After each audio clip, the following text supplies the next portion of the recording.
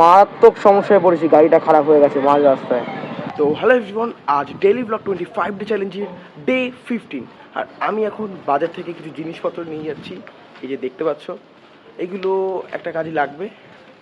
চলো, তো এখন আমি বেরোবো কাজে, চলো রেডি হওয়া যাক।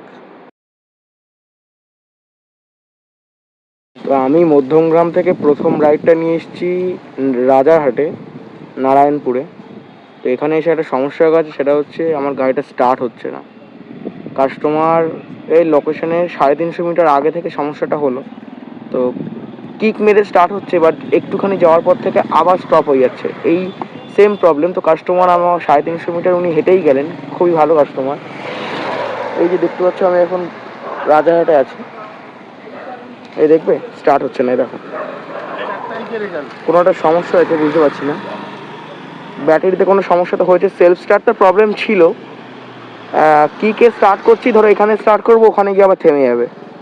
কপাল ভালো, কাস্টমারকে নামিয়ে দেওয়ার জাস্ট 2 মিনিট আগে এরকম হয়েছে। পেছনে গ্যারেজটা দেখতে পাচ্ছ, এই গ্যারেজে এসেছি। এখন বাড়ি যাবো কি করে সেটাই আমার টেনশন। ঠেলে ঠেলে তো এখন 10 কিলোমিটার নিয়ে যাওয়া সম্ভব।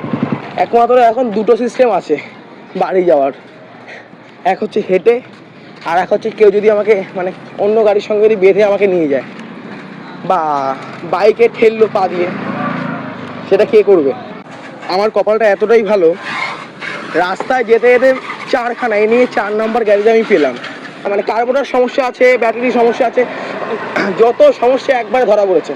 এখান থেকে মধ্যমগ্রাম হেঁটে হেঁটে যেতে মিনিমাম 1.5 ঘন্টা সময় লাগবে। তো সেই 7টা থেকে হাঁটছি, এখন বাজে 8টা 8।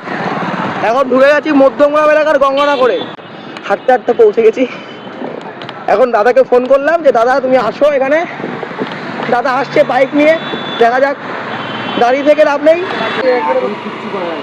তারপরে সে কালকে আসতে হবে সকালে, তাই তো? চালিয়ে দেখো, যদি প্রবলেম মনে হয় সবথেকে দেখো একটা গাড়ি দিয়েছি, গাড়িটার ব্যাটারিটা চেঞ্জ করলাম, এই অ্যামারনের ব্যাটারি লাগালাম, এক্সাইটের ব্যাটারি ছিল ভেতরে। সবথেকে ভাইটাল প্রবলেম হলো এটা হচ্ছে মধ্যমগ্রাম চৌমাথা।